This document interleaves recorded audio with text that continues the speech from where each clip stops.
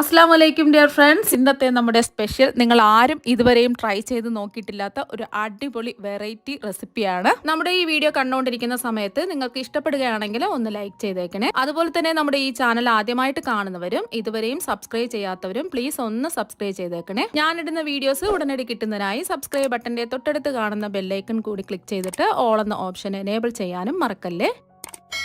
ആദ്യം തന്നെ ഒരു പാനിലേക്ക് 1 കപ്പ് റവ ഇട്ട് കൊടുക്കാം. വറുത്തതോ വറുക്കാത്തതോ ഏത് റവ വേണമെങ്കിലും എടുക്കാവുന്നതാണ്. ഞാനിപ്പോൾ എടുത്തിട്ടുള്ളത് ചെറിയ തരികളുള്ള റോസ്റ്റ് ചെയ്തെടുത്തിട്ടുള്ള റവയാണ്. റോസ്റ്റ് ചെയ്ത റവയാണെന്നുണ്ടെങ്കിലും കുറച്ച് സമയം ഒന്ന് റോസ്റ്റ് ചെയ്തെടുക്കണം, എന്നാൽ മാത്രമേ നല്ല സോഫ്റ്റ് ആയിട്ട് കിട്ടുള്ളൂ. ഇത് ഞാനിപ്പോൾ എടുത്തിട്ടുള്ളത് കണ്ടില്ലേ, ചെറിയ തരികളുള്ള റവയാണ്. അഥവാ നിങ്ങൾ എടുക്കുന്ന റവ കുറച്ച് വലുപ്പമുള്ള തരികളാണെന്നുണ്ടെങ്കിൽ മിക്സിയിലെ ചെറിയ ജാറിട്ട് ജസ്റ്റ് ഒന്ന് അടിച്ചതിന് ശേഷം പാനിലേക്ക് ഇട്ട് കൊടുക്കാവൂ. ഇനി ഈ റവ ഒന്ന് റോസ്റ്റ് ചെയ്തെടുക്കാം. റോസ്റ്റ് ചെയ്ത റവയാണെന്നുണ്ടെങ്കിലും റോസ്റ്റ് ചെയ്യാത്ത റവയാണെന്നുണ്ടെങ്കിലും കുറച്ച് സമയം ഒന്ന് റോസ്റ്റ് ചെയ്തെടുക്കണം. ലോ ടു മീഡിയം ഫ്ലെയിം വെച്ച് കൊടുക്കാം. ഫ്ലെയിം കൂട്ടി വെച്ച് കൊടുക്കരുത്. ഫ്ലെയിം കൂട്ടി വെക്കുകയാണെന്നുണ്ടെങ്കിൽ റവ മുഴുവനും കരിഞ്ഞു പോകും, നല്ലൊരു മണം വരും. അതുവരെയും നമുക്ക് ഇതുപോലെ ഒന്ന് ഇളക്കി കൊടുക്കാം. കൈവിടാതെ ഇതുപോലെ ഒന്ന് ഇളക്കി കൊടുക്കാം. ഇപ്പം നമ്മൾ റവ വറുക്കാൻ തുടങ്ങിയിട്ട് ഒരു 3 മിനിറ്റായി. ഇപ്പം നല്ലൊരു മണമൊക്കെ വരുന്നുണ്ട്. ഒരുപാടങ്ങ് കളറൊന്നും മാറിപ്പോവരുത്. കളർ മാറാത്ത രീതിയിൽ ഇതൊന്ന് വറുത്തെടുക്കുക. അപ്പം നമ്മൾ റോസ്റ്റ് ചെയ്യാത്ത റവയാണെന്നുണ്ടെങ്കിൽ 2 മിനിറ്റും കൂടി നമ്മൾ റോസ്റ്റ് ചെയ്യേണ്ടി വരും. ഇത് റോസ്റ്റ് ചെയ്തെടുത്ത റവ ആയതുകൊണ്ട് ഒരു 3 മിനിറ്റൊക്കെ ലോ ടു മീഡിയം ഫ്ലെയിമിലിട്ട് റോസ്റ്റ് ചെയ്തെടുത്താൽ മതിയാകും. അപ്പം നല്ലൊരു മണം വരുമ്പോൾ നമുക്ക് ഫ്ലെയിം ഓഫാക്കി ഇത് നമുക്ക് മാറ്റി വെക്കാം.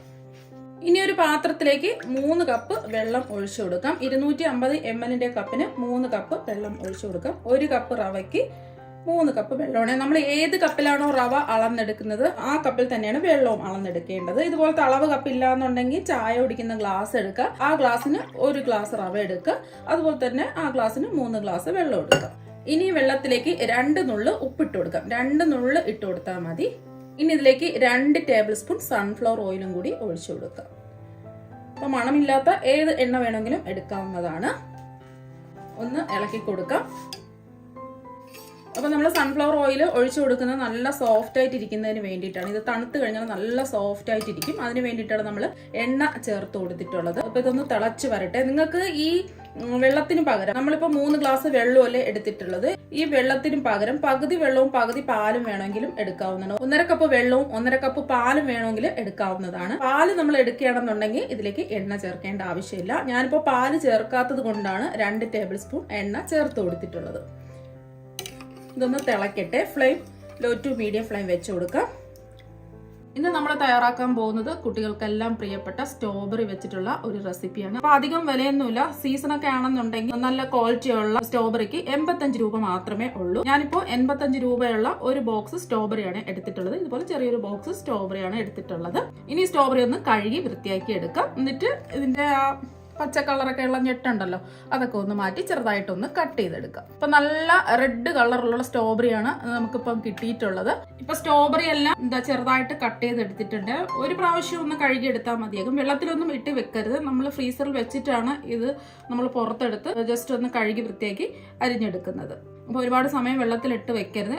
നല്ല സോഫ്റ്റ് ആണ്. നമ്മൾ വെള്ളത്തിടുമ്പോൾ ഇത് നല്ല സോഫ്റ്റ് ആയിട്ട് മാറും. ഇനി ഒരു പാനിലേക്ക് 3 ടേബിൾ സ്പൂൺ നെയ്യ് ഒഴിച്ചു കൊടുക്കാം. ഇതിന് അത്യാവശ്യം നെയ്യ് വേണം, എന്നാൽ മാത്രമേ നല്ല ടേസ്റ്റ് ഉണ്ടാവുള്ളൂ. അപ്പൊ നെയ്യ് നിങ്ങൾക്ക് ഇത്രയും വേണ്ടാന്നുണ്ടെങ്കിൽ 2 ടേബിൾ സ്പൂൺ എടുത്താൽ മതിയാകും. ഇപ്പൊ 3 ടേബിൾ സ്പൂൺ നെയ്യ് ഇതാ ഒഴിച്ചു കൊടുത്തിട്ടുണ്ട്. നെയ്യ് ഒന്ന് ചൂടാവട്ടെ. ഇപ്പൊ നെയ്യൊക്കെ ഇതാ ഒന്ന് ചൂടായിട്ടുണ്ട്. ഇതിലേക്ക് 1 ടേബിൾ സ്പൂൺ കശുവണ്ടി ഇതുപോലെ ചെറുതായിട്ട് കട്ട് ചെയ്തത് ഇട്ട് കൊടുക്കാം. ഉണ്ടെങ്കിൽ കശുവണ്ടി എടുക്കുക. ലോ ടു മീഡിയം ഫ്ലെയിം വെക്കുക. ഇതിന്റെ നിറമൊക്കെ ചെറുതായിട്ടൊന്ന് മാറട്ടെ. ഇപ്പൊ കശുവണ്ടിയുടെ നിറമൊക്കെ ചെറുതായിട്ടൊന്ന് മാറിയിട്ടുണ്ട്. ഈ ഒരു സമയം ഇതിലേക്ക് 1 ടേബിൾ സ്പൂൺ ഉണക്കമുന്തിരിയും കൂടി ഇട്ട് കൊടുക്കുക. 2 കളറിലുള്ള ഉണക്കമുന്തിരിയാണ് ഞാൻ എടുത്തിട്ടുള്ളത്. നിങ്ങളുടെ കയ്യിൽ ഏതാണോ ഉള്ളത് അതെടുക്കുക. 1 ടേബിൾ സ്പൂൺ എടുത്താൽ മതി. ഒരുപാടൊന്നും ഇട്ട് കൊടുക്കരുത്. എല്ലാം 1 ടേബിൾ സ്പൂൺ. കശുവണ്ടി ആയാലും ഉണക്കമുന്തിരി ആയാലും ഓരോ ടേബിൾ സ്പൂൺ ഇട്ട് കൊടുത്താൽ മതിയാകും. ഈ ഉണക്കമുന്തിരിയൊക്കെ ഒന്ന് വീർത്ത് വരട്ടെ. ഇപ്പോൾ ഉണക്കമുന്തിരിയൊക്കെ അത് വീർത്ത് വന്നിട്ടുണ്ട്. ഇനി നെയ്യിൽ നിന്നും ഇത് കോരി മാറ്റുക. അപ്പൊ നമ്മൾ കശുവണ്ടിയും ഉണക്കമുന്തിരിയൊക്കെ നെയ്യിൽ നിന്നും കോരി മാറ്റിയിട്ടുണ്ട്. ഇനി ഇതിലേക്ക് നമ്മൾ കട്ട് ചെയ്ത് വെച്ചിരിക്കുന്ന സ്ട്രോബെറി മുഴുവനും ഇട്ട് കൊടുക്കുക. ഒന്ന് ഇളക്കി കൊടുക്കുക. ലോ ടു മീഡിയം ഫ്ലെയിമിലിട്ട് ഇതൊന്ന് വഴറ്റിയെടുക്കാം. ഈ സ്ട്രോബെറി നെയ്യിലിട്ട് വഴറ്റാൻ തുടങ്ങിയിട്ട് ഒരു 3 മിനിറ്റൊക്കെ കഴിഞ്ഞിട്ടുണ്ട്. അപ്പം നല്ലോണം വെന്ത് നെയ്യായിട്ട് യോജിച്ച് നല്ലോണം എന്താ വന്നിട്ടുണ്ട്. അപ്പോൾ ചെറിയ ചെറിയ കഷ്ണങ്ങളായിട്ട് കിടക്കുന്നുണ്ടെങ്കിൽ ഇതുപോലെ ഒന്ന് ഉടച്ചിട്ട് കൊടുക്കുക.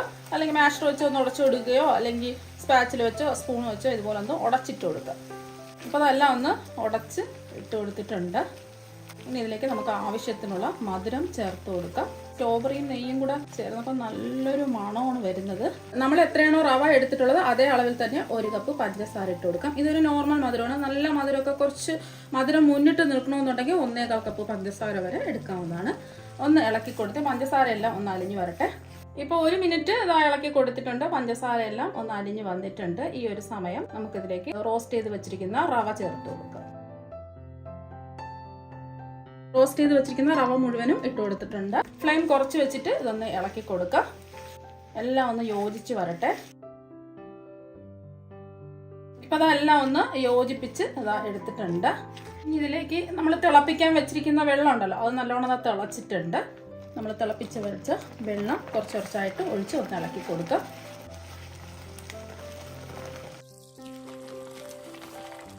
ഫ്ലെയിം കൂട്ടിയിടരുത്. ഫ്ലെയിം കുറച്ച് വെച്ചിട്ട് കുറച്ചായിട്ട് വെള്ളം ഇതുപോലെ ഒന്ന് ഒഴിച്ച് ഒന്ന് ഇളക്കിക്കൊണ്ടേയിരിക്കുക.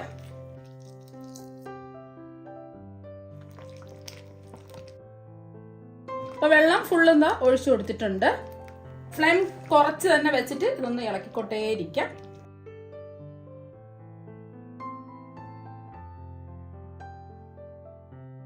അപ്പോൾ കണ്ടല്ലേ, എല്ലാം പെട്ടെന്ന് തന്നെ ഇതാ വറ്റി റെഡിയായി കിട്ടിയിട്ടുണ്ട്.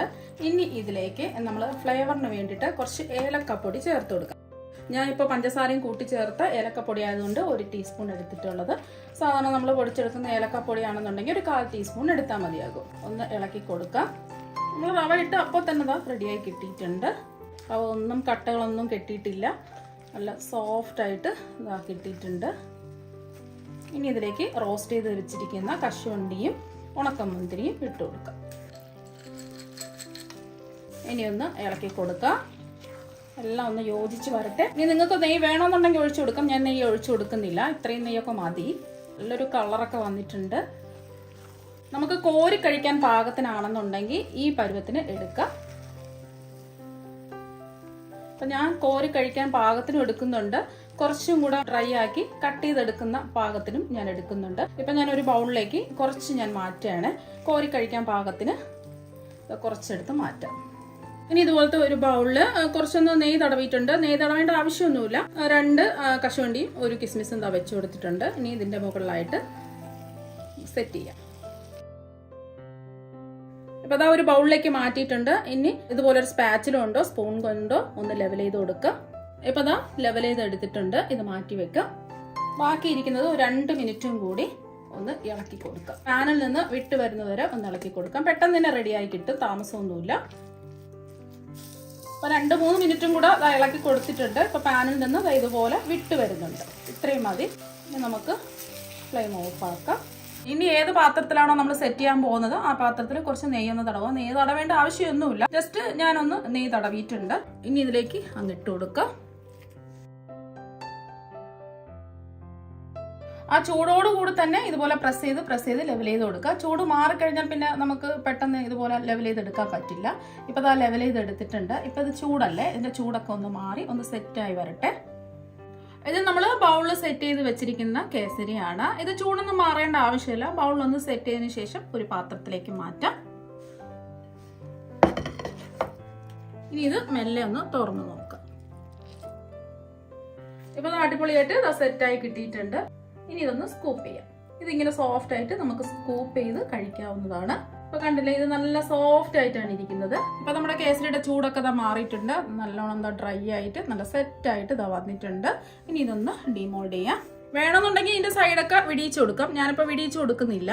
ഇതെല്ലാം ഇളകി തന്നെ ഇരിപ്പുണ്ട്. ഇപ്പൊ കണ്ടില്ലേ, നമ്മള് മറിച്ചിട്ടപ്പോ തന്നെ ഇതാ വീണ് വന്നിട്ടുണ്ട്. ഇനി മെല്ലെ ഒന്ന് തുറന്ന് നോക്കാം. ഇപ്പൊ കണ്ടില്ലേ, അടിപൊളിയായിട്ട് ഇത് വന്നിട്ടുണ്ട്. ഇനി നമുക്ക് ഇഷ്ടമുള്ള ഷേപ്പിൽ ഇതൊന്ന് കട്ട് ചെയ്തെടുക്കാം.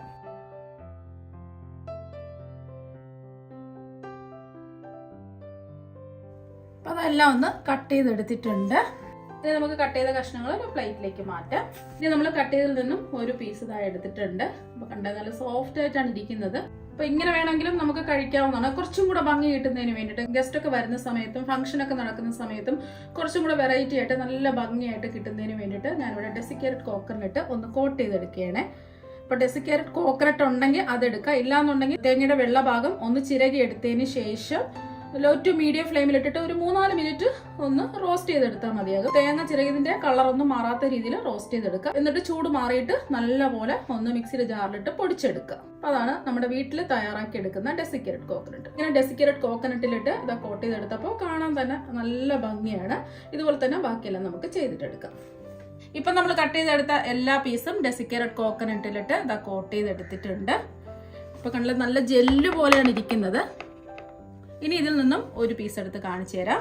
നമ്മൾ ഡെസിക്കേറ്റഡ് കോക്കനട്ടിൽ കോട്ട് ചെയ്തെടുത്തപ്പോൾ കാണാം നല്ല ഭംഗിയായിട്ട് ഇരിപ്പുണ്ട്. അപ്പോൾ കുട്ടികൾക്കൊക്കെ കൊടുക്കുകയാണെന്നുണ്ടെങ്കിൽ കുട്ടികളെല്ലാം അറിയാതെ തന്നെ കഴിച്ചു പോകും. ഒരു പ്രാവശ്യം തയ്യാറാക്കി നോക്കിയാൽ വീണ്ടും വീണ്ടും തയ്യാറാക്കി കഴിക്കാൻ തോന്നും. നല്ല ജെല്ല് പോലെയാണ് ഇരിക്കുന്നത്, നല്ല സോഫ്റ്റ് ആണ്. ഇതൊന്ന് മുറിച്ചും കൂടി കാണിച്ചു തരാം. അപ്പോൾ സ്ട്രോബെറി വില കുറച്ച് കിട്ടുന്ന സമയത്ത് ഇതുപോലെ സ്ട്രോബെറി വെച്ചിട്ട് കേസറ്റ് തയ്യാറാക്കി നോക്കുക. നല്ല അടിപൊളി ടേസ്റ്റ് ആണ് കഴിക്കാൻ വേണ്ടിയിട്ട്. കണ്ടില്ല, നല്ല സോഫ്റ്റ് ആയിട്ട് ഇരിപ്പുണ്ട്. അപ്പോൾ നിങ്ങൾ എല്ലാവരും ഇതുപോലെ ഒരു പ്രാവശ്യം ഒന്ന് ട്രൈ ചെയ്ത് നോക്കുക. തീർച്ചയായും നിങ്ങൾക്ക് എല്ലാവർക്കും ഒരുപാട് ഇഷ്ടമാകും. അപ്പോൾ നമുക്ക് മറ്റു വെറൈറ്റി വീഡിയോ ആയിട്ട് വീണ്ടും കാണാം. താങ്ക്